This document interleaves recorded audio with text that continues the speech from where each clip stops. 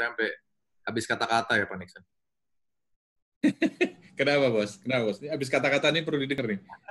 Itu karena retailnya begitu kuat sekali ya Pak ya. Kuat sekali ya. Luar biasa. Ya, mungkin kondisinya karena asing juga belum terlalu ini ya, belum terlalu masuk ya. Itu kali ya. Tadi ngobrol sama teman saya, satu sekuritas besar yang banyak retailnya. Dia bilang sekarang ini rata-rata institution itu hanya 15% dari total transaksinya dia. 80%-nya itu retail.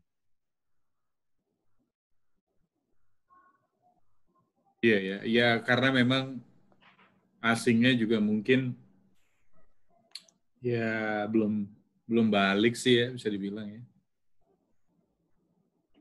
Tapi mungkin pasca COVID ya kan market kan sangat optimis setelah berita vaksin ya kemarin ya. Ngangkat Pfizer ya. Pfizer itu memang ya, tidak hanya vaksin COVID ya, proven gitu ya. Satu kata, proven gitu ya. Gimana ini ya, barang mati aja bisa ya. Gimana makhluk hidup.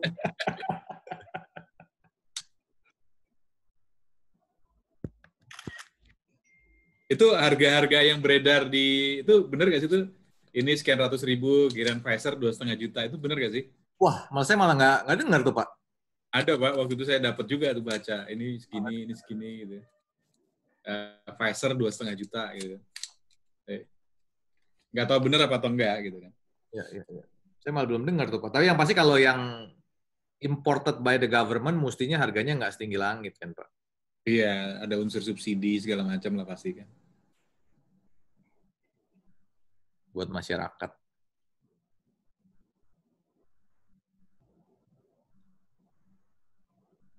Pak Nixon biasa pulang kantor jam berapa, Pak? Ya normal lah jam 8 gitu. Ya. Kalau lagi Senin suka di atas jam 10 juga. Oh, Senin ya. Senin yang lebih lama ya, Pak ya? Karena ada rapat direksinya gak dipulkan di Senin biasanya gitu. Siap. Kan habis libur 2 hari, jadi mesti kerja keras gitu loh ya.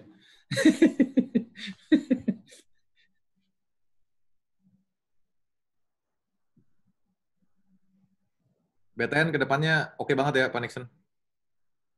Ya, optimis sih Pak. Kita optimis karena satu, kita kan memang main di segmen yang propertinya low end ya.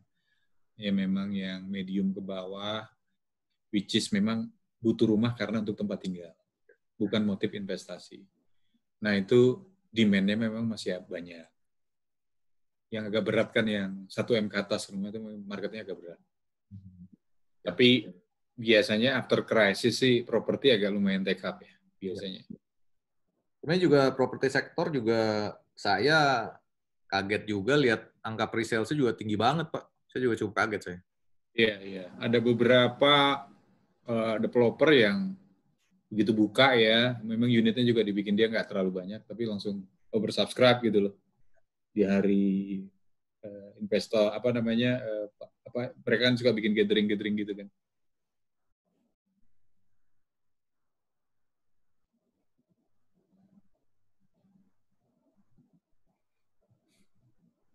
Ini Pak Nixon pertama kali nih ketemu retail investor nih, Pak. Yang sering kita jalani sama Winang yang punyanya bursa, Pak. Oh, oke. Acara tahunan bursa itu. Ya. Punya bonus, Pak, kalau ikut acara itu. Oh. Dianggap sebagai public expose. Ya. Cara ketentuannya bursa. Tapi ya kita tetap public expose lah.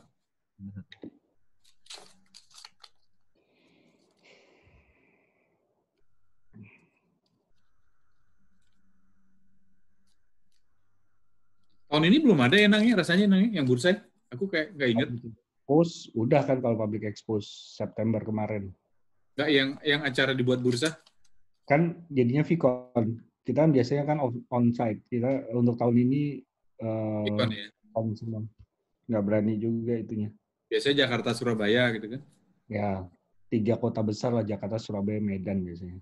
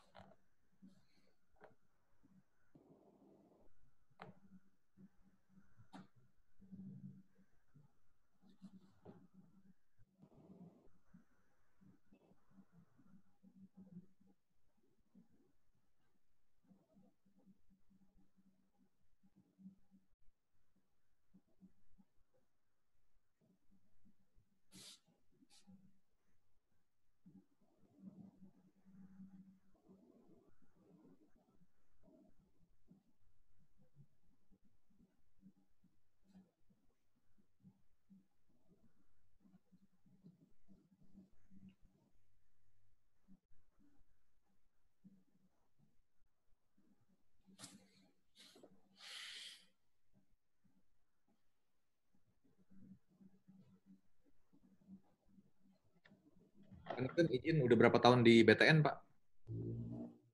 Kalau saya 2017, Pak.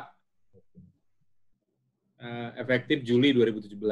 Terus sebelumnya dari yang sempat heboh, Pak, dari Bang yang di Semanggi sana, yang sempat heboh, alumninya kemana-mana katanya gitu. Siap. Berarti Pak Nixon termasuk alumni yang kemana-mana itu juga dong? Yang kemana-mana, maksudnya. Yang hot.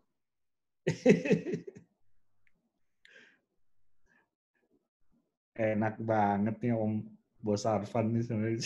Bang, ampun Bang. Ini di rumah, Mas Arfan? Kenapa Pak? Sorry Pak. Lagi di rumah nih? Iya di rumah Pak. Karena channelnya ini kan informal, jadi ya pakai kaosnya lambangnya JIC, channelnya istri saya. Oh itu JIC-nya ya? Channelnya nih Bang. Keren banget. Ya, pakai topi dikit Bang. Iya, nah, aja, nggak bisa nipu juga mukanya udah kayak gini. Betty kan kita. Ya dikit banget Bang. Dikit banget itu, Bang. Dia 97 Pak Nixon. Oh ya, udah dong. Beda tipis lah sama kita. Iya. Beda tipis ya. Nggak sampai 1 semester itu Bang.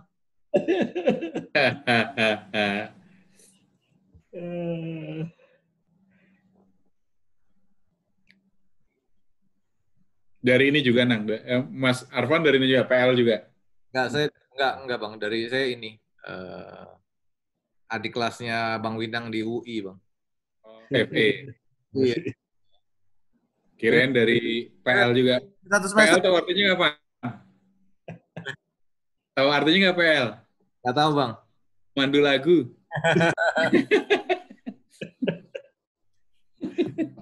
Musuhnya Kanisius katanya. Bang Winang izin. Ada jadwal roadshow lagi, NDR atau apa, mau ketemu klien atau gimana? Belum ada Bang?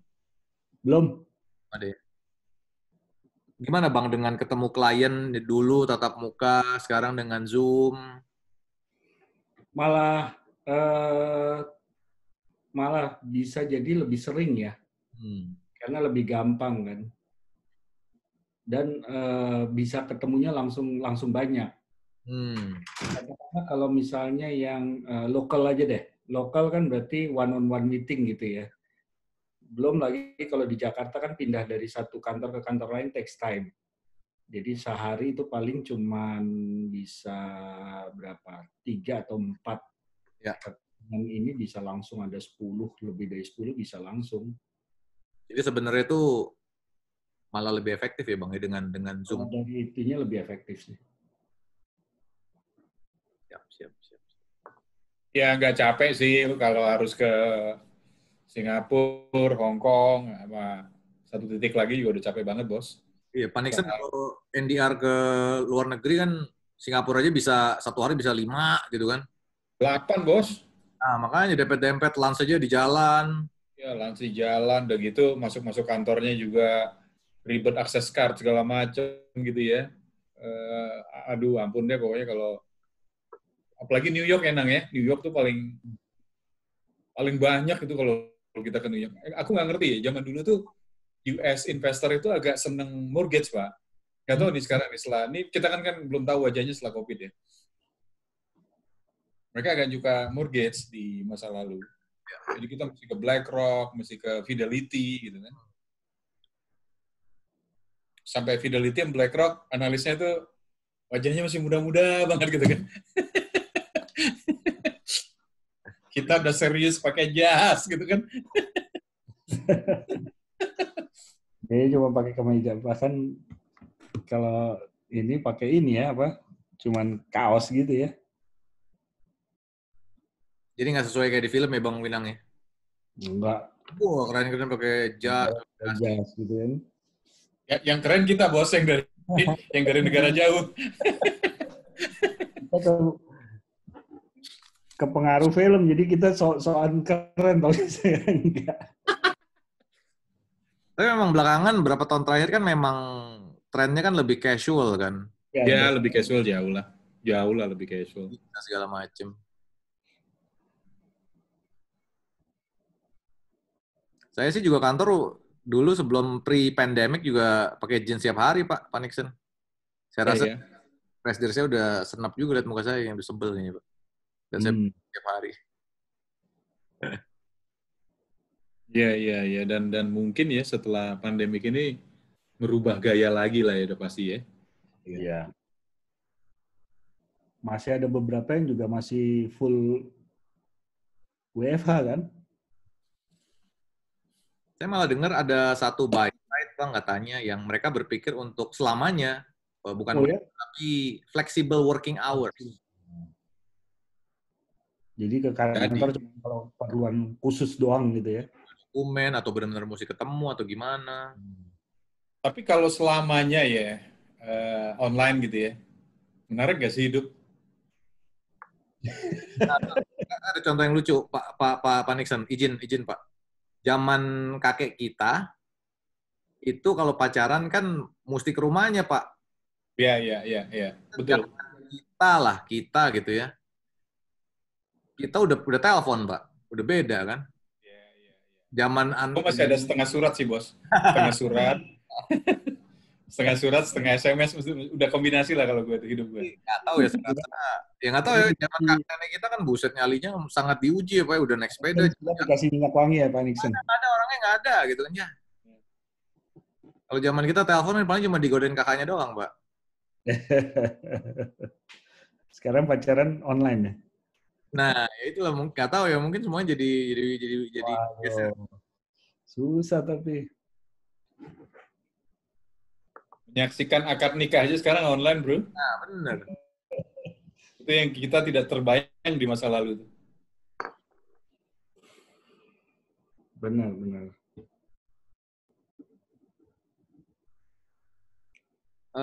Pak Nixon, Bang Winang, kita mau mulai aja.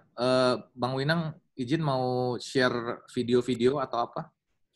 Tadi Maya bisa, Maya? Oke, saya buka dulu ya Bang, izin. Ya. Oh, ya, terima kasih teman-teman atas kehadirannya di hari Rabu ini, Rabu malam jam 7. Kita kedatangan tamu yang sangat terhormat, sangat spesial, Bapak Nixon Napitupulu, CFO Bank BTN, Bank Tabungan Negara, disertai juga dengan Pak Winang dengan Ibu Maya. Silahkan waktu dan tempat saya persilahkan Pak Winang, Pak Nixon dan Ibu Maya. Kalau udah co-host semua ya, bisa monggo mau share apa segala macam. Oh, Pak Nixon, ini kita udah siapin bahan. Silakan kalau mau ngomong berdasarkan ini. Oke, Pak Winang ada yang mau di-share video? Kalau nggak, apa langsung? Langsung aja deh, Pak. Aja ya. Oke, terima kasih Bapak Ibu sekalian. Ini investor meeting paling enak karena pakai bahasa Indonesia ya. Berasa di rumah sendiri kali ini. Nah, Teman-teman sekalian, Bapak Ibu, teman-teman, rekan-rekan investor, ini kita akan sedikit share mengenai informasi yang terkait dengan BTN, kemudian kinerja BTN, dan kedepannya BTN mau kemana sih gitu ya. Sebelumnya kita mungkin masuk ke slide-nya dong Pak Winang. Ya. Yes, kalau orang lihat BTN pasti ingatnya rumah ya, padahal kita ada lupa ya, T-nya itu di tengah itu sebenarnya tabungan gitu ya. Jadi waktu dibangun BTN ini zaman Belanda sebenarnya ingin jadi saving bank sebenarnya. Dulu nyatu dengan PT Pos namanya Posparbang sebenarnya.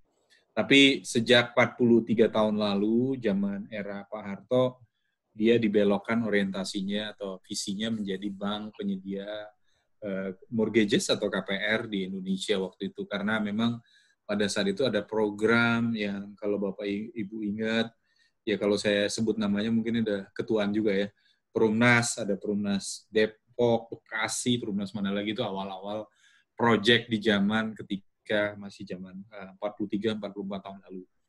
Nah itu istilah KPR sendiri sebenarnya biar teman-teman tahu itu istilah asli dari BTN. Pencipta istilah KPR itu masih hidup di bekas direktur di BTN dan sayangnya kita nggak bikin hak cipta atau hak paten atas penggunaan istilah KPR itu. Jadi bank lain pun akhirnya menggunakan istilah KPR untuk produk mortgage-nya di banknya. KPR Bank XX, KPR apa gitu dan seterusnya dan seterusnya. Ini adalah lanjut sedikit mengenai kondisi makroekonomi. Gimana pun kita nggak bisa terlepas ngomong macroeconomic conditions di tahun 2020 ini. Kita lihat only China yang tahun ini masih ngomongnya pertumbuhannya positif. Nanti mungkin Winang akan nambahin informasi terkait macroeconomics. Karena yang sekolah ekonominya beneran itu sebenarnya Winang. Gitu ya. Kalau saya akuntan, jadi agak-agak nggak cocok ngomong makro. Kemudian US masih minus 3,8, Jepang minus 5,8, dan Indonesia diperkirakan masih minus 3,3%, global masih minus 4,5. Jadi on average kita sebenarnya lebih bagus daripada kondisi global. Dan kalau lihat quarter to date di semester 3 dibanding quarter 3 dibanding quarter 2 sebenarnya sudah tumbuh 5%-an. Jadi ada optimisme di data quarter to date dari pertumbuhan ekonomi Indonesia yang diumumkan oleh Bu Menteri Keuangan kurang lebih seminggu yang lalu. Lanjut. Kemudian kalau orang properti dan BTN juga sebenarnya ikut menciptakan satu indeks, namanya House Price Index. House Price Index ini kalau kita lihat sebenarnya secara nasional memang sampai dengan Maret 19 itu dia turun, gitu ya. Tapi setelah itu relatively flat dan 2-3 bulan terakhir mengalami mulai kenaikan sebenarnya. Terutama kalau teman-teman lihat di tipe-tipe rumah yang naik tuh rumah tipe 36 dan rumah tipe 45, which is kalau tipe 70 ke bawah itu adalah market share utamanya BTN sebenarnya. Dan kalau kita lihat tipe yang 70 ke atas itu masih mengalami penurunan, bahkan di September juga masih mengalami penurunan. Jadi kalau 45, 36, 21 tipenya BTN lah. Kalau orang zaman dulu ingat ada tipe 4L, tipe 21. Lo lagi gitu. Maksudnya kamarnya sempit.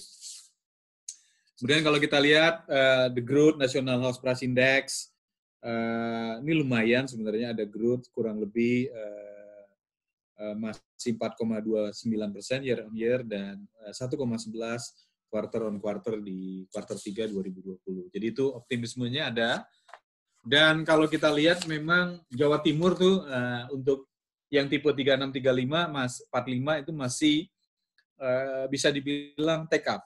Kalau KPR subsidi yang kita agak surprise Sumatera. Sumatera juga sekarang nomor 3 terbesar setelah Jabodetabek, Jawa Timur, dan sekarang Sumatera take up untuk pertumbuhan permintaan KPR subsidi. Dan market share Sumatera sekarang udah 20%-an. Gitu. Lumayan lah pertumbuhan properti yang tipe di bawah 70 sebenarnya masih ada growth karena memang Bapak Ibu sekalian biar tahu bahwa di Indonesia, walaupun yang statistiknya ini kalau kita lihat angkanya suka beda-beda ya, tapi selalu bicaranya angka backlog. Yang kita pakai biasanya angka backlog, di mana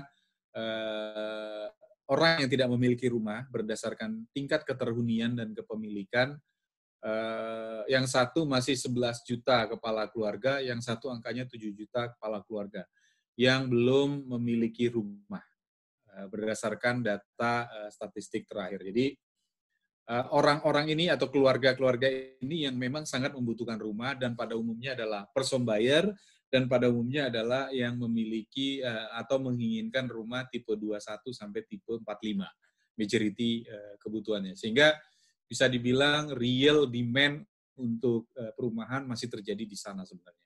Yang bukan motif investasi.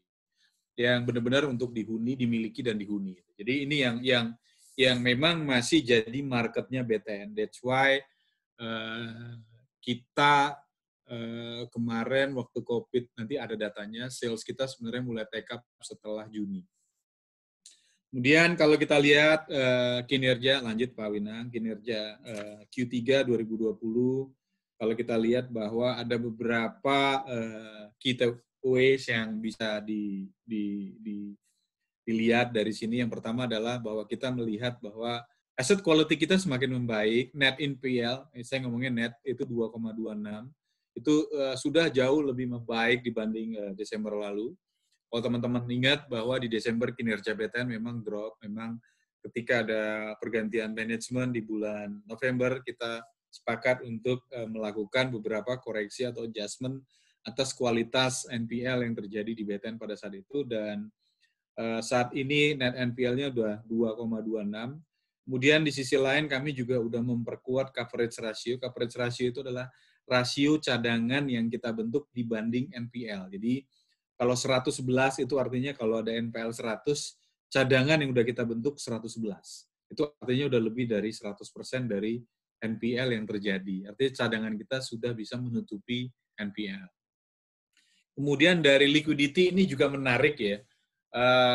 Liquidity market di Indonesia sebenarnya sekarang itu benar-benar ekses. Satu karena pertumbuhan kredit mungkin juga masih relatively slow, tapi pertumbuhan DPK, terutama DPK atau dana pihak ketiga, funding yang size-nya 5 miliar ke atas, itu mengalami peningkatan. Gitu ya. Mungkin orang mengkonvert modal kerjanya jadi cash dulu, wait and see, sampai demand-nya normal. Atau memang ada melihat bahwa kebutuhan likuiditas ke depannya cukup meningkat. Tapi saving di sana cukup meningkat, bisa berupa deposito, bisa berupa tabungan, bisa berupa giro. Nah, kalau kita lihat di BTN sendiri, liquidity coverage ratio-nya 178%. Rasionya OJK itu minimal harus 100%, perbankan angka minimum. Kita udah 178. Kemudian dibanding tahun lalu 131. Kemudian dana pihak ketiga, BTN itu terkenal bank yang LDR-nya selalu di atas 100%, bahkan pernah 112, pernah 117. Artinya apa? Loan to deposit ratio atau kredit dibandingin dana pihak ketiga, kita selalu lebih besar di kredit. Artinya ekspansi kreditnya selalu lebih gede.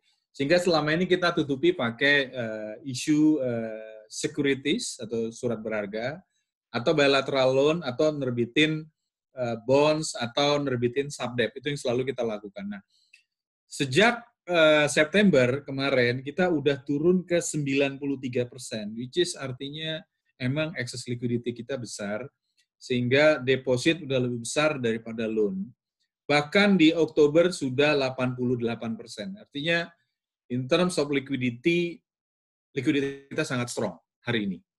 Ya, sangat besar dan benar-benar lagi kondisi likuiditas terbaik BTN sepanjang sejarah BTN setahu saya adalah hari ini. Ya. Kemudian capital CAR kami adalah di 18,95%, sangat jauh di atas ketentuan, dan capital adequacy ratio ini juga di dalam rata-rata perbankan sebenarnya ini cukup baik gitu ya. Kemudian saat ini mengapa capital kita nggak besar tapi kok CAR-nya tinggi gitu ya. biar teman-teman tahu kalau ngitung CAR itu ada yang namanya RWA atau risk weight asset, atau kredit atau aset itu dikonvert menjadi risk weight asset, dibobotkan berdasarkan tingkat resikonya. Dan mortgage berdasarkan Basel atau POJK atau PBI zaman dulu memiliki tingkat risk weight asset yang cukup rendah. 30%-an. Bahkan KPR subsidi hanya 20%. Kenapa? Karena 100% dijamin oleh asuransi kerugian kredit. Jadi Rp1 yang kami disburse buat nasabah KPR subsidi, itu Rp1 itu akan dijamin oleh asuransi penjaminan kredit Askrindo, Jamkrindo, dan Jasindo. Jadi 100% outstanding KPR subsidi itu guaranteed by state-owned enterprise insurance company. Jadi itu yang menyebabkan risk weight asetnya dianggap sangat rendah. Katakan dibandingkan korporasi itu bisa 100% risk weight asetnya. Jadi 20% itu sangat rendah. Relatively dianggap resikonya kecil gitu. Kira-kira mengartikannya seperti itu. Kemudian kita masih cukup baik, KPR kita tumbuhnya masih 4,19%. Yang agak drop itu memang di kredit komersialnya atau di construction-nya. Itu memang mungkin karena si para developer ini merasa tunggu demand-nya normal, lalu mereka akan bangun lagi. Jadi sekarang ini yang kita jual atau yang kita akadkan adalah stok-stoknya para developer yang jumlahnya kalau di KPR subsidi itu masih ada 200-an ribu rumah. Mereka mungkin akan nurunkan stoknya dulu, baru akan narik kredit konstruksinya lagi. Jadi kredit konstruksinya memang masih slow, bahkan cenderung grow minus, tumbuhnya minus, wait and see, sampai mungkin stoknya turun di tingkat tertentu, mereka akan bangun lagi. Kemudian total deposit atau dana pihak ketiga kita tumbuh 18,66. Jadi Bapak Ibu bisa bayangin di kondisi seperti ini dana kita tumbuhnya 18,66%. Bayangin itu. Jadi luar biasa kondisi likuiditas ini tumpah ruah ke BTN sebenarnya. Kemudian cost of fund dalam situasi seperti ini, karena kita bisa milih, cost of fund bisa kita koreksi, harganya turun. Karena kalau di perbankan cost of fund itu adalah harga raw materialnya, harga bahan baku sebenarnya. Yield itu harga jual. Jadi kalau cost of fund itu bisa turun, artinya ke depannya akan ada pelebaran margin.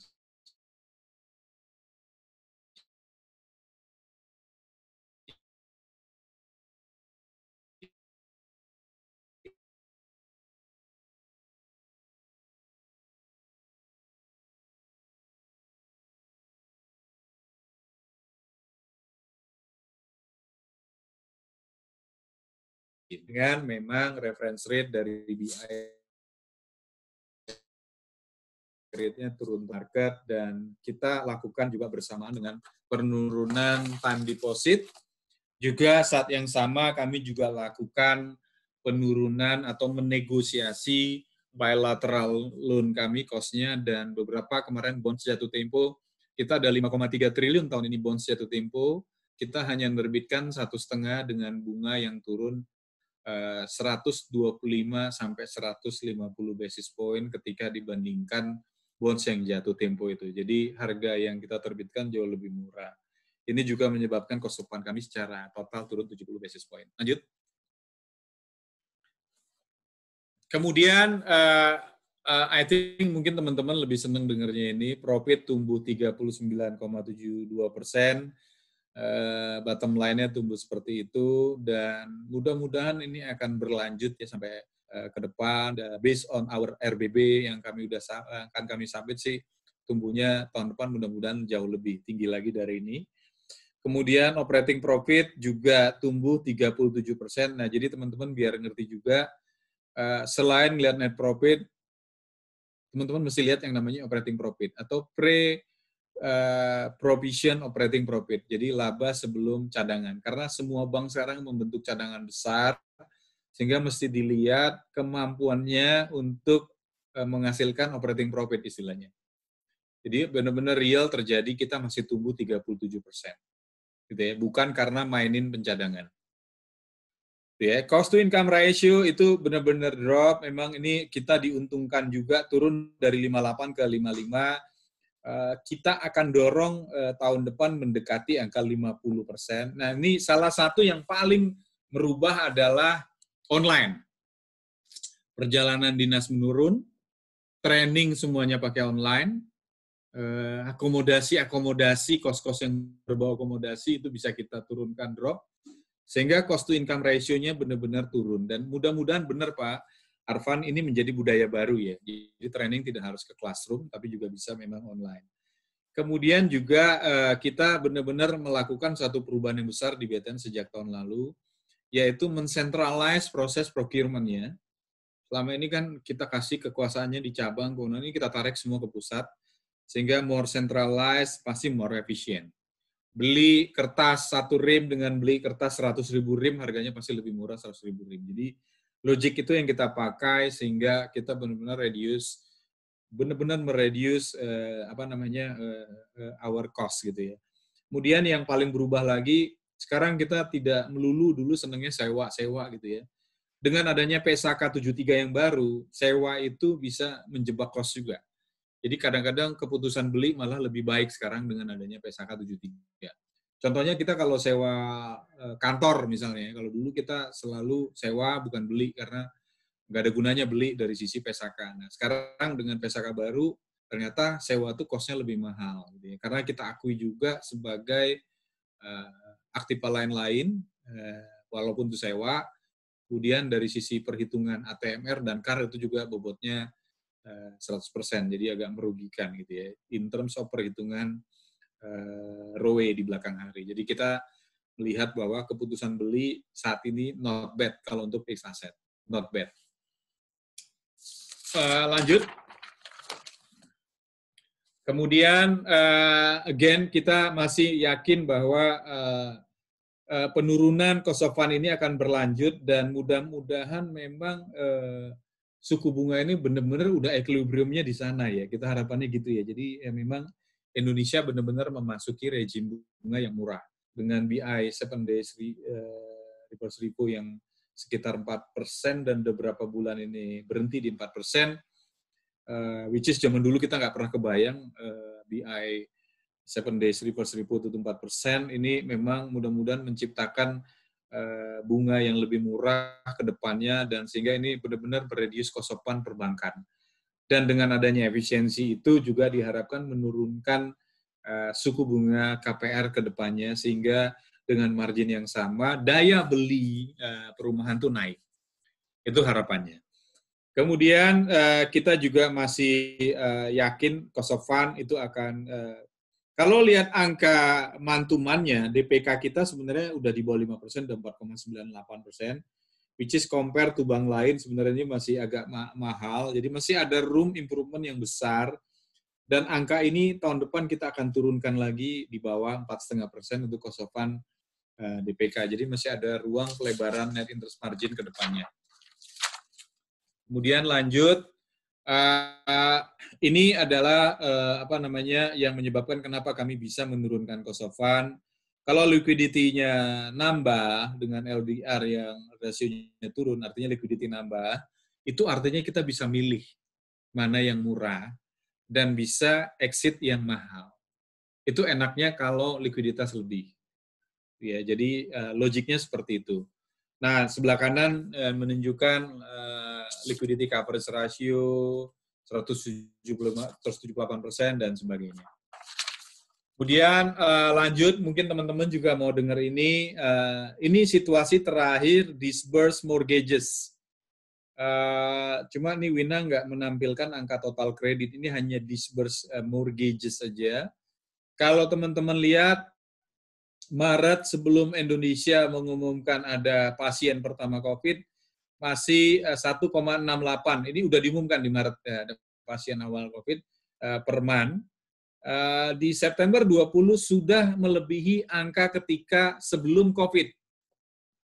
Sebelum COVID diumumkan. Jadi jumlah akadnya sudah naik ya dibanding awal COVID. Memang April, Mei, Juni itu drop sekali gitu ya. Bahkan kalau total kreditnya, disburse kita di September itu udah 4,4 triliun, dibanding April total kredit hanya 1 triliun. Gitu. Jadi, udah 4 kali lipat September itu dibanding posisi April disburse bulanannya. Jadi, memang ini masih di bawah normal, tapi saya mesti katakan bahwa kalau kita lihat tren bulanannya, akad KPR itu udah terjadi. Memang di awal-awal itu orang masih bingung ya, mau beli rumah, keluar rumah takut, yang namanya beli rumah pasti itu ngunjungin kan.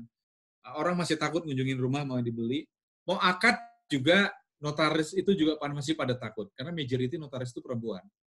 Ibu-ibu tuh paling takut COVID di awal-awal, sekarang paling berani kayaknya. Tetap ngumpul kalau sekarang. Nah, jadi waktu itu even notaris nggak berani akad ketemu pembeli rumah gitu. Jadi tapi kalau kita lihat angka September ini, even ada PSBB yang kedua, semester 2 gitu saya istilahnya, PSBB semester 2 di DKI, akadnya tetap naik. Karena memang udah jauh lebih baik kondisi dan ketentuannya, infrastruktur ketentuannya udah lebih bisa mengantisipasi situasi kalau harus online. Kemudian kalau kita lihat, ini adalah peta di mana alokasi government juga sebenarnya teman-teman bisa lihat ada keseriusan government di sini. Tahun 2019 alokasi total KPR subsidi, karena BTN jagoan di sana, 180.000 unit rumah, cara membacanya seperti itu. Tahun ini sebenarnya 337.000, jadi hampir lebih dari, katakanlah ini naiknya 150 atau lebih dari 70% kenaikannya. Kenapa pemerintah mengalokasikan banyak KPR subsidi di 2020? Karena memang buat menaikkan atau memberikan stimulus ekonomi. Karena memang rumah itu dampak ke industri turunannya ada 177 subsektor industri yang terpengaruh oleh tumbuhnya industri perumahan. Udah pasti bahan baku material, tukang, kemudian belum kalau rumahnya udah jadi, perabotan rumah, sampai warteg pun kalau perumahannya udah kebentuk, wartegnya pun tumbuh gitu ya. Salonnya jadi ada, tukang cuci mobilnya jadi ada. Jadi hampir semua sektor ekonomi terbentuk ketika perumahannya kebentuk. Ini yang menjadi dasar mengapa pemerintah 2020 ini kasih alokasi APBN buat subsidi perumahan sampai 337.000 rumah yang menjadi objek subsidi pemerintah. Lanjut.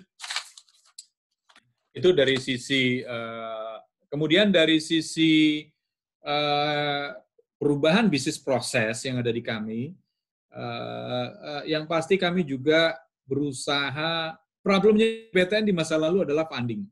Jadi kita ingin juga mereduce our cost of fund dengan cara lebih kreatif di retail funding, terutama tabungan yang paling kita sasar ya. Nah, ini kita mengintroduce yang namanya tabungan untuk investasi, namanya Batara Spekta, mulai tahun ini. Nah, kita akan dorong sangat serius. Ini masih ada urusan sama OJK, tapi 1 bulan ini pasti kelar. Kita akan push by iklan besar-besaran untuk jualan Batara Spekta. Ini lebih ke investment product, tapi produknya tabungan, dan dia ngobrol sama tabungan regulernya. Dan ini juga akan dikasih mobile untuk bisa monitor posisi investasi tabungannya. Kemudian kita juga kasih poin gitu ya untuk retention programnya untuk customer Batara Spekta. Ini ada macam-macam, ada voucher exchange, open bid auction, drawing, dan sebagainya. Ini lumayan animonya. Kemudian lanjut, kita paham benar orang lihat BTN tuh ingatnya rumah bukan tabungan, jadi kita coba bundling produk KPR dengan tabungan. Jadi if teman-teman mau dapat bunga murah di KPR-nya, 6,99% fix, itu boleh asal gajiannya di BTN atau payroll-nya di BTN. Nah ini lumayan, payroll kita langsung naik di September tuh ketika habis kita introduce, orang milih pindah gajinya ada 45.000 orang saat ini. Mudah-mudahan ini akan naik terus, menggulung ratusan ribu tiap tahun, jadi nanti bisa naikin savingnya juga gitu ya di belakang hari. Kemudian yang kami sasar adalah udah pasti pegawai government institutions, SOE, sama subsidiaries-nya, kemudian domestic, foreign, private company. Kita juga lagi ngobrol sama bank-bank asing, misalnya dengan ICBC, kemungkinan kita membayar payroll untuk local employee-nya. Jadi misalnya kan dia membiayai Chinese company yang beroperasi di Karawang misalnya. Nah, mereka kan pasti butuh rupiah untuk bayar employee China yang ada lokal gitu. Nah, kita akan minta tolong masuk di sana. Karena kita ada bisnis dengan ICBC, dengan Bank Korea, dengan Bank Jepang dan sebagainya. Jadi kita akan ambil porsi bukan saingan tapi kerjasama dengan asing untuk memberikan payroll atau kebutuhan KPR mereka untuk yang local employee yang ada di Indonesia. Kemudian kita juga masuk ke daerah industri, Cikarang, Jababeka, Karawang, Tangerang, Cilegon, Gresik, dan sebagainya. Memang base customer-nya BTN itu bisa dibilang sih surrounding Jakarta. Ya, surrounding Jakarta. Dan kita sangat strong di Bekasi, Tangerang, dan sebagainya. Kemudian, lanjut. Nah, ini adalah contoh bisnis model yang kita dorong lewat BTN Investa atau Batara Investa. Interest rate udah pasti lebih tinggi dari regular saving. Kemudian kita ngeluarin loyalty points.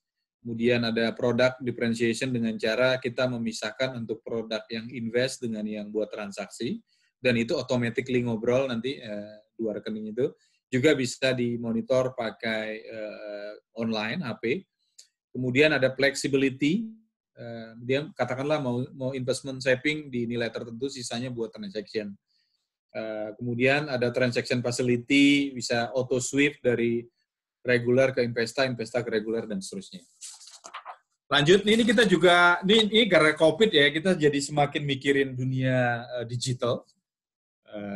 Yang pasti dulu nggak kebayang, Pak Arfan, ada teman-teman yang bisa akad dengan cara online, atau beli rumah dengan cara online. Teman-teman kalau udah pernah mengunjungi BTN Property, ini luar biasa, ada 690.000 property units, melibatkan 2.340 developers, membersnya ada 102.000, ada 3.000 housing projects. Nah, kalau kita lihat sampai dengan 1 tahun ini, selama 9 bulan, yang mengunjungi udah 3,18 juta, jadi lumayan nih viewersnya. Kemudian memang yang jadi isu ini kita lagi coba perbaiki terus, dari lihat menjadi beli gitu ya, dan beli dan akad di BTN. Tapi udah terjadi akad sampai 1,18 triliun. Jadi lumayan. Dulu tuh nggak kebayang orang beli rumah pakai online, lihat 3D model rumahnya, lalu berani submit KPR secara online dan dapat approval gitu. Itu dulu nggak kebayang orang beli rumah. Orang beli rumah pasti lihat, datang, kunjungin, bawa mertua, bawa orang tua, semua rombongan lihat rumah yang akan dibeli. Tapi sekarang udah bisa dilakukan dengan cara online. Nah, ini jadi pinter kita gara-gara COVID juga sih. Jadi kita lebih dorong ke depannya lebih banyak nanti direct to consumer istilahnya, market D2C yang kita akan dorong lewat cara digital. Dan to be honest, kita juga lagi menjajaki kerjasama satu digital property company yang model-model kalau di Amerika yang terkenal itu Zillow. Zillow itu besar banget, market cap-nya $2 billion, kerjanya kayak rumah 1, 2, 3 kayak gitu aja, tapi ini lebih powerful dan ada informasi semua harga rumah, by predictive juga benar. Dan itu kita sedang jajaki bentuk kerjasama semacam Zillow ini di Indonesia untuk pertama kali gitu ya. Jadi teman-teman misalnya kalau datang ke daerah Pondok Indah, misalnya di jalan apa gitu ya, itu langsung aplikasi itu bisa mempredik harga setiap rumah yang ada di situ. Ya, akurasinya lumayan baik sih. Nah, ini kita akan coba juga bersama dengan si developers ini, dengan si perusahaan aplikasi ini, bangun perusahaan sejenis portal rumah yang lebih bagus seperti yang ada di USA saat ini. Lanjut. Nah, ini juga sekedar tambahan bagaimana berkembangnya online atau digital banking di masa COVID. Teman-teman bisa lihat bahwa kenaikan jumlah user mobile banking naik 26% jumlah usernya menjadi 1,3 juta saat ini. Kemudian transaction number-nya ini 35%, bahkan value-nya udah 41% naik year on year. Ini jujur harus diakui dibantu COVID. Jadi COVID itu at the other side memang benar-benar mentransform cara kita bertransaksi dari manual lebih ke digital. Kemudian internet juga sama mengalami pertumbuhan yang luar biasa besar. Lanjut, kemudian kami juga tadi ini disburse angka bulanannya tadi kami sudah sampaikan naik, baik KPR subsidi maupun KPR non subsidi udah naik ke bulanannya, kelihatan trennya udah lebih baik dari Februari even Maret gitu ya. Kemudian teman-teman saya juga mesti kasih tahu nih yang paling bagus lagi, COVID ngasih kredit setahun terakhir nih powerful banget informasinya, early payment default. Jadi early payment default itu kalau bank tuh selalu ngukur, ada namanya yang early payment default, ada yang namanya first payment default. Dunia consumer banking ini biasa, kita ngukur setahun terakhir yang kita booking setahun lalu, udah mulai nggak bayar berapa banyak. Namanya early payment default. Dan yang mengejutkan, lagi COVID begini, early payment default-nya malah turun. Di April sempat take up karena COVID 2,71%, sekarang tinggal 0,34%.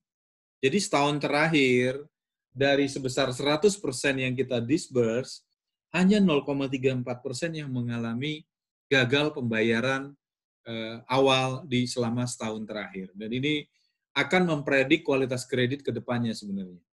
Nah ini data ini benar-benar juga kita kaget juga karena memang pertama to be honest tahun terakhir kita perbaiki business process improvement, kita mulai memisahkan mana yang jualan, mana yang memproses dan mana yang underwriting atau pihak risk management, menjadi 3 pilar beneran. Jadi kalau dulu cabang yang jualan, cabang yang marketing, cabang yang memproses akad, cabang juga yang mengambil resikonya. Jadi sekarang kita pisah.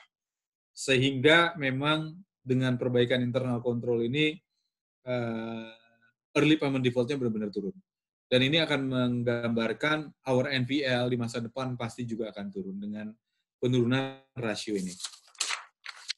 Kemudian lanjut, NPL-nya karena tahun lalu kita banyak downgrade, sampai kuartal 1 sempat 4,9, trennya udah mengalami perbaikan menjadi 4,56, NPL net-nya bahkan menjadi 2,26, turun jauh.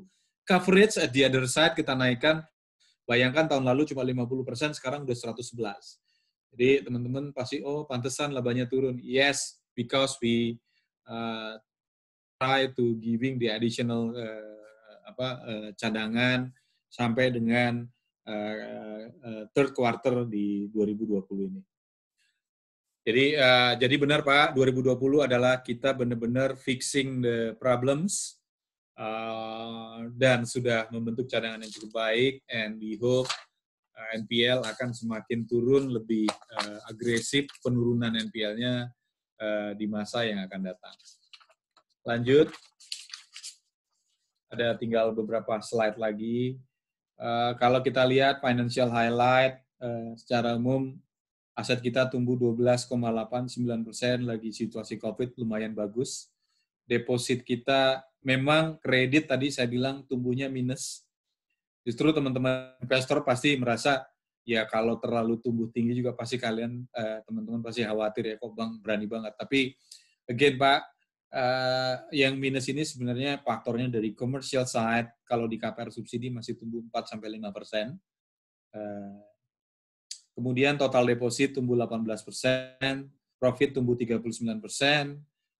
Kita jaga capital adequacy ratio yang cukup baik sampai dengan saat ini. Kemudian cost to income ratio 55%, coverage 111%. Kemudian LDR turun menjadi 93 dan seterusnya.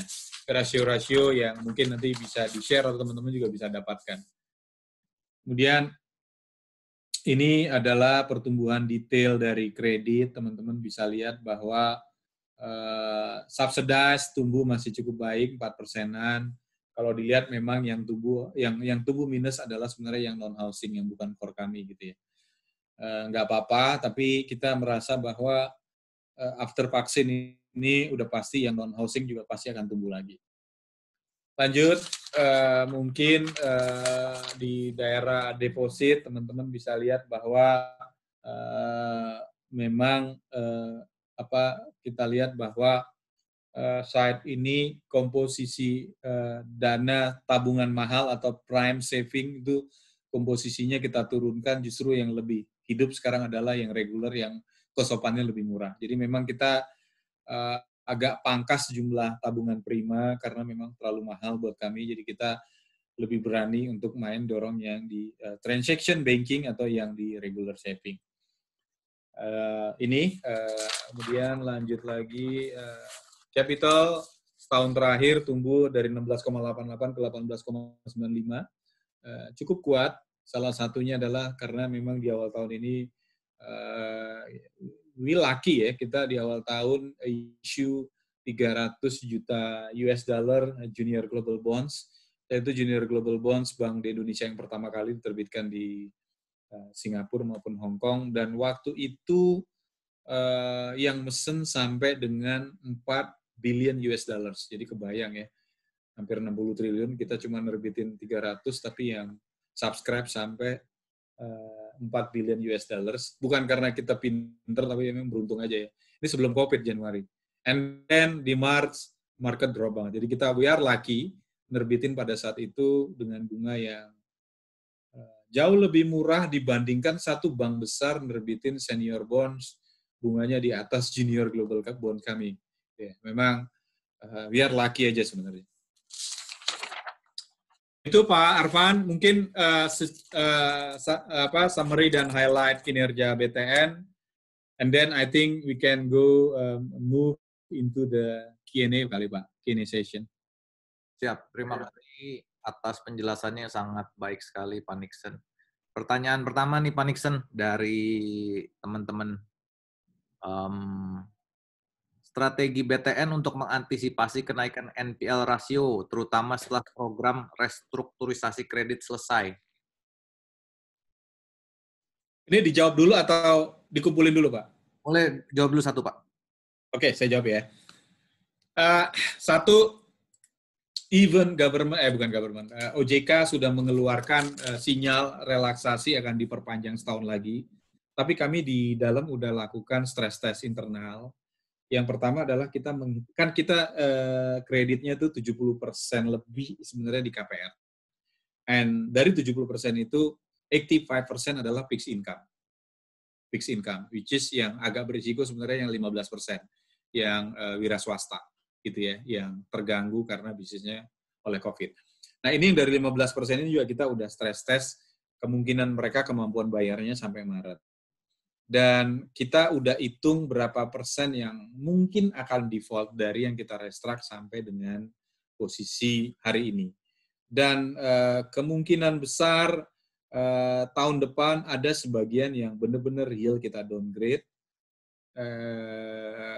yang karena kita yakin setelah restruct COVID berlalu ini akan tidak sanggup bayar. Itu juga kita predik, tapi itu kita tunggu sampai dengan masa restruct-nya berakhir. Jadi kita udah predik. Nah, walaupun collection-nya juga tetap kita lakukan. Nah, itu kurang lebih tetap NPL ratio, sebenarnya belum boleh ngomong nih karena belum store ke OJK, tapi in between 3,6 sampai 3,7% next year. So, which is compare to NPL saat ini jauh lebih turun. Itu satu. Jadi kita udah masukkan unsur downgrade COVID juga di dalamnya padahal. Tapi kenapa kami yakin? Yang pertama, yang menarik adalah collection rate di September dan November, 6 bulan setelah COVID berlaku, yang kita restruct 6 bulan, itu tadi kami udah kasih unjuk early payment default-nya itu turun sekali. Jadi mereka bayar, Pak. Menarik ya? Mungkin karena gini kali ya, mungkin ya, ini kenapa angka bayarnya malah lebih tinggi sekarang gitu ya. Karena sekarang kan work from home, learning from home, apa from home. Jadi rumah tuh memang penting banget. Kalau rumahnya disita, dia mau work from mana gitu loh. Nah ini juga mungkin yang menyebabkan masyarakat bayar rumahnya. Belain rumahnya duluan. Itu satu ya. Menarik memang ya. Kita masih lihat begitu restruct yang 6 bulan kemarin jatuh tempo di September-Oktober, collection rate-nya malah naik. Collection rate-nya malah naik. Mungkin takut dia disita rumahnya. Itu yang pertama. Yang kedua, kita juga sedang mengembangkan aset sales, lagi mengembangkan joint venture dengan satu company untuk pembelian NPL kami, terutama mereka minat dengan proyek-proyek perumahan yang NPL. Yang ketiga, kita kerjasama dengan salah satu BUMN juga untuk membeli NPLs kami. Karena memang jujur NPLs-nya BTN itu kan rumah, bukan NPL apa gitu ya, tapi ini kan rumah base-nya. Jadi masih ada yang mau beli, dan itu karena sekarang harganya murah, mungkin this is the best time mereka akan masuk membeli NPL property. Itu Pak, mudah-mudahan bisa jawab. Ya, thank you Pak.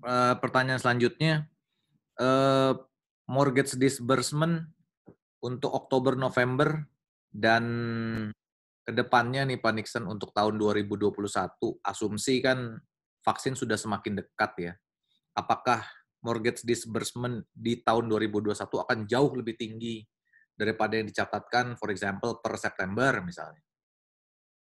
Kita September total itu sebenarnya 4,2,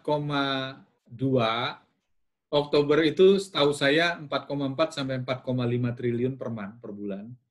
Normalnya memang 6 triliunan Pak BTN tuh mainnya, di 6 triliunan sebulan.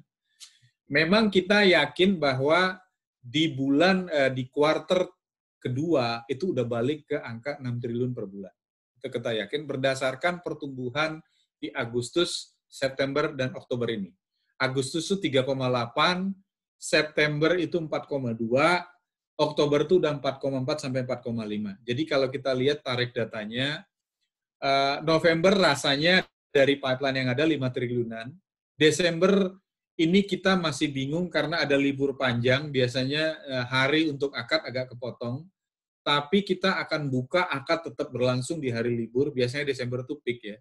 Kita masih yakin bisa di atas 5 triliunan di Desember. Jadi 2 bulan ini masing-masing 5 triliun. And we believe in April udah balik, katakanlah vaksin bisa disebar di Januari ya. We believe di April udah bisa di angka 6 triliun per month. Stoknya ada, budget government untuk KPR subsidinya juga ada. Jadi there is no issue in between antara stok rumah maupun budget government untuk subsidinya. Jadi rasanya sih tinggal dorong demand-nya aja. Pak Nixon, apakah ada strategi spesifik dari Bank BTN untuk menggait milenial nih Pak? Milenial ini kan a very interesting and growing segment, baik dalam hal mortgage atau banking transaction. Ya, correct. Kita kan punya namanya KPR Millennials, kalau Bapak Ibu pernah dengar ya. Tapi to be honest, yang akad sama BTN majority millennials. Karena person buyer sekarang, person buyer yang lahir tahun 90-an, tahun 60-an lah ya kalau kita bilang millennials ya, itu pada umumnya yang akad sama BTN lahirnya memang sekitar tahun 88 sampai 90-an gitu ya. Jadi orang-orang yang udah kerja 3 tahun, biasanya kan yang mendrive keinginan memiliki rumah itu biasanya pernikahan. Jadi BTN itu sebenarnya simbolnya cinta, Pak. BTN itu muncul karena cinta sebenarnya gitu ya. Jadi cinta lalu nikah, habis nikah pasti diusir mertua gitu kan, pasti pengen beli rumah. Usia 30 pada umumnya 30-35 orang mulai mikir untuk membeli rumah. Karena tambah KPR 15 tahun pada umumnya ngitung gitu kan. 30 tambah 15, gue baru lunas 45. Atau kalau 35, gue baru lunas 50. Gue udah males nyicil setelah 50, udah gue beli rumah sekarang. Pada umumnya seperti itu, Pak, majority data yang kita miliki, which is berarti mereka saat ini adalah pada umumnya millennials. Dan kita akad rata-rata 200.000 unit rumah sampai 300.000 unit rumah per tahun. Peak-nya tuh di 2018, hampir 300.000 unit rumah dalam 1 tahun. Dan majority millennials. Projection yang setua saya, Pak, udah punya rumah lah pada umumnya gitu ya. Pasti jauh di bawah Pak Arpan lah usianya baru beli rumah. Gitu ya, jadi pasti millennials. Projection unit untuk 2021 bisa lebih tinggi dari 2018, Pak? Kalau bilang nyamain 2018, I don't believe gitu ya. Tapi gue yakin sih mirip-mirip 2019 lah. Tapi mungkin masih di atas 2019. We believe di atas 200.000 lah. Tapi untuk hit 300.000 mungkin masih belum. Mungkin 220.000 gitu lah setahun. Unit yang kita akadkan. Dari sisi banking transaction ada strategi-strategi tertentu untuk menggait milenial, Pak? Again Pak, pasti mobile, digital. Mobile banking first, udah pasti. Itu udah pasti. Kita udah juga ngapain bikin fintech gitu ya. Kita partnership aja sama fintech. Ngapain kita invest di depan yang melelahkan, babak belur, perizinan juga susah karena kita bank gitu ya. Udah kita sekarang partnership sama Bukalapak, partnership sama Tokopedia. Tadi saya bilang kita lagi jalan sama Zillow dan sebagainya. Jadi mendingan begini-begini aja lah Pak. Kita ambil di payment systemnya, mengadapt transaksinya fintech tanpa harus punya fintech gitu ya. Equity-nya juga nggak, capital-nya nggak kemakan, nggak kegerus, and then kita bisa hidup barengan kok. Jadi banyak orang ngomong bank terganti fintech, ntar dulu. Itu kalau nggak bisa kerjasama. Kalau bisa kerjasama ngapain gitu kan. Pak Nixon ada pertanyaan soal ini nih Pak. BTN memiliki unit syariah di mana anak usaha syariah bank BUMN lain sudah di-merge. Bagaimana langkah BTN untuk hal tersebut dan apa rencana ke depan untuk properti skim syariah di BTN? Ini maksudnya supaya nggak di-merge atau gimana nih? Pertanyaannya gini, ya saya mesti jawab gini. Asetnya syariah kita kurang lebih 25-30 triliun gitu ya. Kreditnya sendiri sekitar 25 triliun saat ini. Majority syariah itu adalah KPR subsidi juga. The uniqueness of BTN Syariah adalah pertama dia masih UUS, belum anak perusahaan. Jadi masih unit usaha syariah, belum bisnis unit syariah. Jadi belum spin off. Kita akan spin off based on regulasi OJK Syariah paling lambat 2023. Nah, kenapa belum kita spin off? Karena ada uniqueness. Gini, misalnya developernya PTX, aku nggak boleh nyebut nama developer ya, PTX, itu dia jual rumah ada 100. 80% pengen akad konvensional, and 20% pengen akadnya syariah. Automatically, 80% ke cabang BTN, 20% kita submit ke cabang BTN syariah. Dengan akad yang berbeda, karena akad syariah sama akad biasa. Nah, itu yang mungkin juga beda dengan bank lain karena udah PT sendiri-sendiri. Nah, di kita developernya satu, tapi KPR-nya bisa beda akad. That's why, karena uniqueness ini mungkin kemarin kita nggak ikut di merge. Ya, karena kalau dia digabung ke sana, developernya masih di BTN, kasihan dia di sana nanti. Ya, jadi itu yang mudah-mudahan bisa mudah menjelaskannya ya pakai bahasa seperti itu. Jadi ada uniqueness di mana korelasi antara developers and customer KPR ini sangat erat. Jadi kalau developersnya masih di BTN, KPR syariahnya dipindah ke sana, ini keberlangsungannya akan susah sendiri.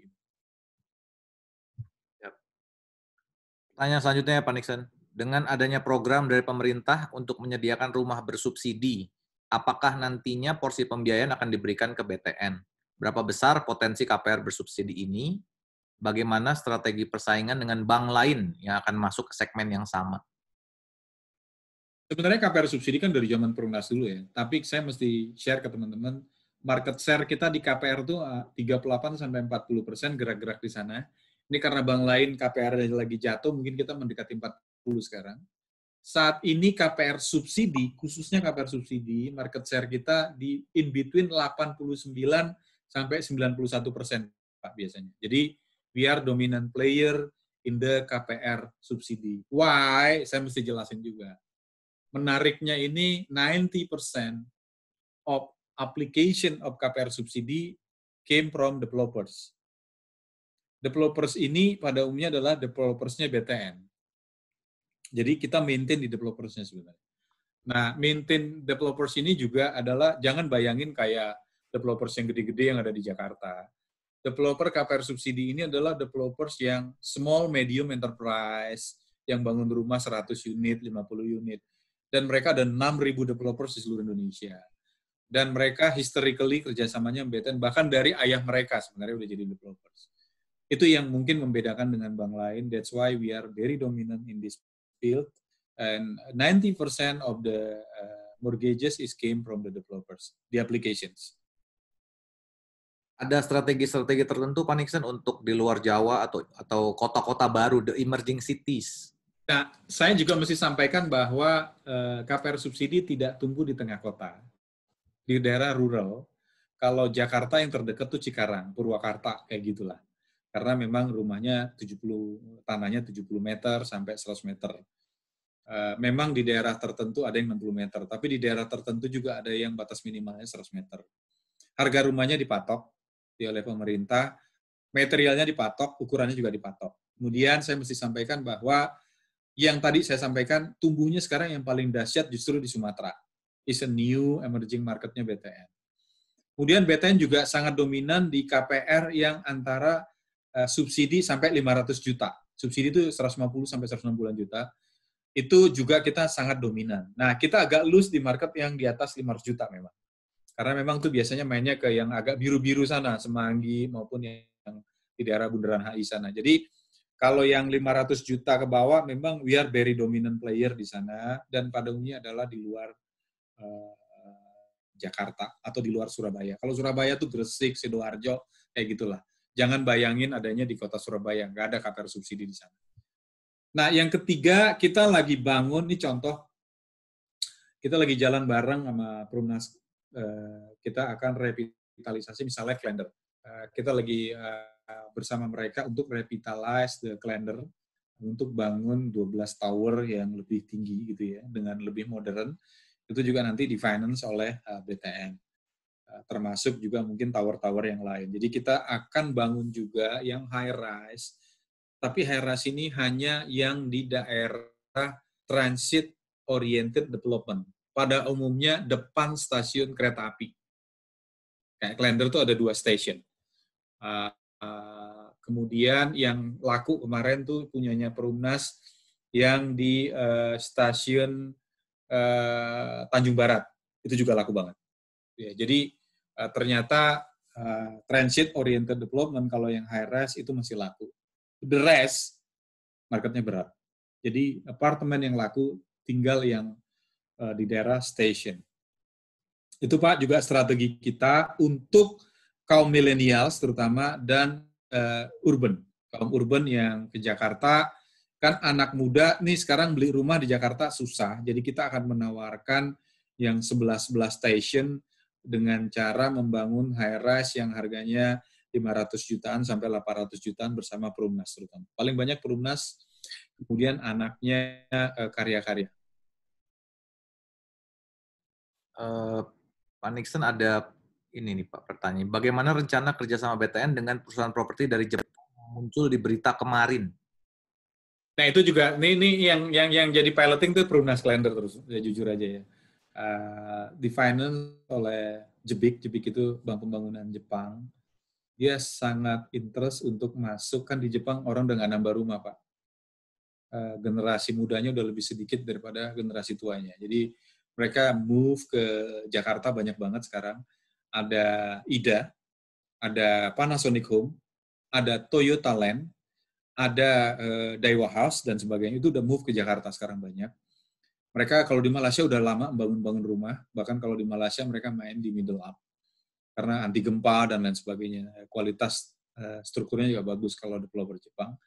Mereka mau masuk ke Indonesia, salah satu pintu masuknya lewat kami dan Perumnas. Nah, yang dengan Jebik ini, salah satu yang mau kita piloting adalah yang di Klender, mudah-mudahan ini jalan bersama Perumnas, nanti Perumnas dengan IDA, financing-nya datang dari Jepang, jadi kayak two-step loan, KPR nanti kami yang biayai, construction-nya dari si Jepang, untuk bangun kurang lebih 12 tower, kurang 10-12 tower, kurang lebih cost-nya kalau bangunnya itu 5-6 triliun rupiah. Tapi udah pasti dananya murah banget, karena Jepang tuh bunganya benar-benar murah, dan kita yang akan merupiahkannya, pakai currency swap. Mudah-mudahan sih jadi barang, dan we believe kalau ada 2 stasiun kereta api itu sih, pasti laku lah kalau harganya 500 juta sampai 800 jutaan, kasih KPR sampai 20 tahun. Itu sama Jepang kira-kira kapan tuh Pak jadinya tuh Pak? Kemarin kan Pak Erik, Pak Dirut, dan Dirut Perumnas serta Pak Wamen ke sana. Mereka masih review kreditnya, terutama dengan kalender Perumnasnya ya. We hope bisa taken akadnya akhir tahun atau awal tahun depan gitu. Kita harap sebenarnya akhir tahun tadinya. Cairnya seiring dengan progress project kan. Mudah-mudahan Pak, kita juga lagi bicara dengan Dewa House. Dewa House punya satu proyek gede di daerah Ciracas sana. Juga lagi ngobrol sama Panasonic Home. Panasonic Home juga punya proyek tapi industrial estate di Sukabumi sana. Juga udah pernah ketemu sama Toyota Land. Jadi kita udah benar-benar juga masuk ke non-developers Indonesia yang memang memiliki interest di, kalau Jepang kan bangunannya kualitasnya biasanya bagus ya. Mudah-mudahan juga ini juga akan mengoreksi kualitas perumahan compare to local developers gitu Pak. Ini mudah-mudahan sih. Bagus dan anti gempa Pak Nixon. Biasanya sih mereka seperti itu ya. Mudah-mudahan lah. Ada yang nanya soal Tapera nih Pak Nixon. Terkait program Tapera dari pemerintah, apakah 100% dana Tapera sudah bisa dipastikan akan masuk ke BTN semua? Atau akan di-share dengan bank BUMN lain? Apakah sudah bisa diestimasi tambahan net profit di tahun 2021 untuk BTN terkait dengan program Tapera ini? Tapera tuh ngomongnya tahun depan 50.000 unit rumah ya. Ngomongnya ke kita 50.000 unit rumah. We believe we are at least 70% of 50.000 itu lewat kita. Itu satu. Tapi problemnya Tapera nih saya mesti share juga ke teman-teman ya. Satu nih kan undang-undangnya udah ada, PP-nya juga udah keluar, nah lagi nunggu PMK-nya. Jadi kalau di urusan peraturan nih, peraturan menterinya itu biasanya nanti ada PMK Menteri Keuangan, PMK Ketenagakerjaan, sama PMK PUPera. Nah kalau ini udah jalan, sebenarnya ini jalan. Ya. Itu pertama. Kedua, mereka juga ngobrol dengan kita very actively, infrastructure nyambung host to host dengan sistem mereka kalau mulai akad. Nah, Tapera itu juga ada 3 kerjaan, saya mesti share ke teman-teman. Satu, collecting. Collecting itu berarti ngumpulin iuran, dan ini udah pasti ASN duluan. Collectingnya, kita juga ingin jadi bank collecting, nampung iuran dari anggota ASN duluan. 7 tahun kemudian baru pegawai swasta wajib nanti potong dari gaji. Kemudian yang kedua, pemanfaatan. Nah, ini yang teman-teman ngomong mungkin nanti dananya itu terkait pemanfaatan, pemupukan, istilahnya pemupukan dana. Memang mereka akan dikelola lewat satu MI, 1 atau 2 MI, kita udah tahu juga MI yang ditunjuk, dan memang MI ini akan menempatkan duitnya kemana aja. Dan kita sudah bicara dengan mereka, most likely duit Tapera tuh saat ini majority masih ada di BTN, saat ini pun masih ada di BTN. Jadi mudah-mudahan komposisinya tetap sama dengan setelah PMK-nya juga terbit. Ketiga, pemanfaatan. Ya, jadi orang yang nyiur lalu pengen ngambil KPR. Nah, ini juga kita lagi dorong-dorongan sama Tapera, salaman sama Tapera, supaya bunganya itu juga bunga KPR-nya sangat murah. Supaya laku. Jadi nanti ASN bisa beli rumah, bunganya nggak double digit lagi lah, kalau bisa di bawah 8% gitu ya. Most likely sih di bawah 8% lah. Karena buat kita juga bagus, karena dananya dari Tapera murah. Jadi kita bisa jual bunga sangat murah, karena fundingnya juga berasal dari Tapera. Jadi kita masih dapat margin yang baik, cost of fund-nya juga sangat rendah. Apakah dengan penerapan PSAK 71 dalam perhitungan CKPN di 2020 akan menekan profitability BTN ke depannya, Pak? Kan PSAK 71-nya udah jalan. Tahun ini kita bentuk cost of credit-nya kurang lebih 80 basis point. Hit pertamanya di akhir tahun 2019. Tapi kalau menurut saya, to be honest ya, PSAK 71 itu menurut saya sangat baik ya. Saya nggak tahu orang bilang ya. Menurut saya sangat baik dan represents of situasi risiko kredit yang sebenarnya. Menurut saya ya, menurut saya itu lebih real. Dan to be honest, profit semua bank jadi lebih real sih menurut saya. Yang agak berat malah di PSAK 72 buat industri developers, karena dulu mereka bisa ngakui pendapatan berdasarkan progress project, sekarang enggak. Benar-benar udah jadi dulu, walaupun udah dijual, udah deliver ke user baru diakui penjualan. Nah, sehingga ada periode mereka penjualannya drop. Itu yang terjadi dengan mereka. Tapi kalau PSAK 71, so far menurut saya sih justru membuat bank melakukan pencadangan yang cukup baik. Dan itu yang kita lakukan tadi, teman-teman bisa lihat, tadinya 50%, sekarang 111. Sebenarnya berkat PSAK, dan to be honest itu real menurut saya. Pak Nixon, ada kecenderungan kenaikan restrukturisasi di bulan-bulan ini atau ke depannya? Peak-nya di Juni, April naik tinggi, Mei naik tinggi, awal-awal COVID, bahkan kita susah contactless lah ya dengan mereka ya, dengan para debitur ini.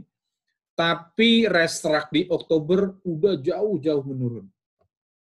Petanya seperti itu, jadi peak-nya di Juni, naik, pick up, jumlah restruct, setelah itu turun terus, dan di Juni itu udah sangat-sangat turun. Kita pernah sebulan tuh di atas 10 triliun, itu kalau nggak salah di Mei. Itu masa seremnya COVID. Setelah itu sih Juli, Agustus, September terus mengalami penurunan dan relatif udah stop lah restruct barunya. Jadi mudah-mudahan ya nggak ada second wave gitu ya, atau third wave, whatever wave gitu ya. Kita merasa bahwa di depan udah ada vaksin gitu ya, perasaan kita sekarang ini kan. Harusnya sih nggak ada third wave atau second wave. Mudah-mudahan lah. Oke, Pak Nixon sepertinya pertanyaan terakhir nih Pak Nixon. Terima kasih. Net profit guidance buat 2021 Pak. Nang, boleh diomongin nggak Nang? Guidance aja Pak. Tumbuh di atas. Boleh diomongin nggak sih Nang? Jadi kalau menurut saya sih bisa tumbuh di atas 60% lah dari akhir tahun ini. Full year 2020 ke full year 2021 ya Pak ya? Iya. Nah, misalnya Pak, nggak ada second wave, nggak ada third wave. Ya, itu asumsinya gitu Pak, ya nggak ada second wave, nggak ada third wave. Omongan vaksin bukan omongan kosong, tapi ada gitu ya. Kalau nggak ini ngomongannya beda lagi nih. Karena kan yang menyebabkan situasi hari ini adalah COVID gitu ya. Optimismenya kebangun, economic growth 5% beneran gitu ya. We believe more than 60%. Kalau kuota subsidi kan udah diumumkan pemerintah juga di APBN, rasanya kita believe itu juga pasti laku. Ya Pak, kalau misalnya nggak ada second wave, nggak ada third wave, tapi vaksinnya tertunda-tunda nih Pak. Misalnya sampai di kuartal 3 atau kuartal 4 misalnya. Sesensitif apa net profit? Kira-kira aja kan Pak, kan nggak bisa ini.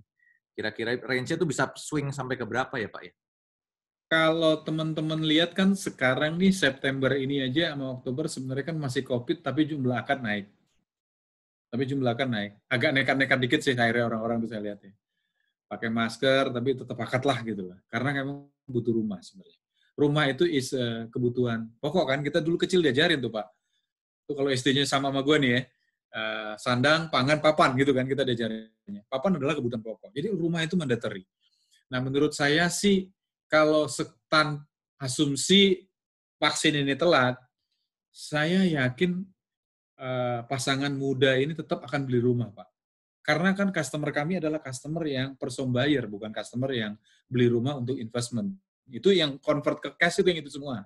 Tapi yang customer kami benar-benar beli rumah untuk ditempati. Supaya punya work from home dan sebagainya tadi itu. Jadi kalau menurut saya sih we still believe lah ya, yang pasti di atas 30-40% lah masih. Karena kenapa kondisi bunga ini nggak akan ekstrim naik. Jadi cost of fund sih harusnya turun.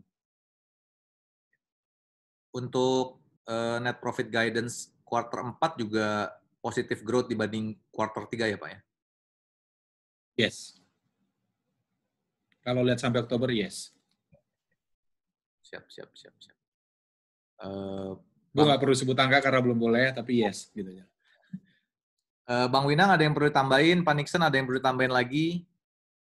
Cukup Pak. Mungkin Nang, kalau ada yang mau ditambahin, monggo Nang.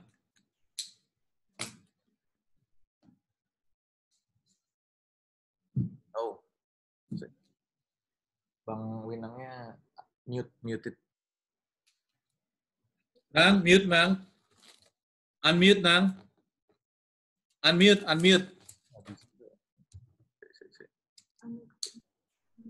Baru dari tadi dicekek sama Arfan.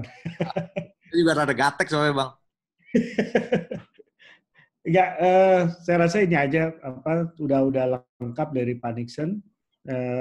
Kembali lagi semua kan kembali bagaimana tahun 2021 ya, terutama balik lagi gimana masalah pandemi ini, kemudian gimana dengan vaksinnya, yang harusnya sih sebetulnya tanpa tergantung pada vaksin, kalau kita bisa menjaga protokol kesehatan, saya rasa at least kondisi seperti sekarang ini akan terus berjalan ya di tahun depan.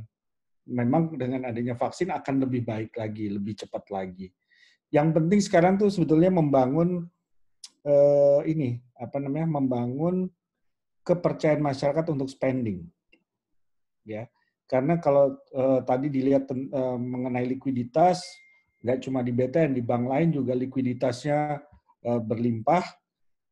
Likuiditas berlimpah itu sebetulnya menunjukkan di satu sisi menunjukkan bahwa liquidity itu not a problem di Indonesia. Yang masih jadi problem adalah orang Indonesia tuh masih belum berani untuk spending karena masih belum yakin dengan kondisi ke depannya. Nah, sekarang yang harus didorong adalah bagaimana mendorong orang untuk start spending. Nah, kalau terkait dengan bisnis BTN, tentu saja kita melihat bahwa kalau terkait dengan kebutuhan pokok, di mana rumah merupakan salah satu kebutuhan pokok, itu orang tetap akan tetap spending di sini. Jadi untuk kedepannya memang upaya untuk mendorong orang Indonesia untuk tetap spending itu menjadi faktor utama. Gitu, Bos Arfan. Yap. Terima kasih Bang Winang, Pak Nixon, dan Ibu Maya atas waktunya. Sangat berharga informasi dan update yang diberikan. Semoga sangat bermanfaat dan membantu teman-teman investor. Demikian acara ini saya tutup. Terima kasih sebesar-besarnya untuk tim dari... Thank you, Arfan. Pak Nixon. Terima kasih teman-teman. Mohon pamit. Nanti kalau ada yang perlu informasi tambahan, nih ada Maya, ada Winang. Ya, oke. Thank you, Pak Nixon. Pamit, Mas Arfan ya. Thank you, Pak Nixon. Ya. Thank you, Pak. Ya, thank you, Pak Arfan. Thank you, Bang Winang. Yuk.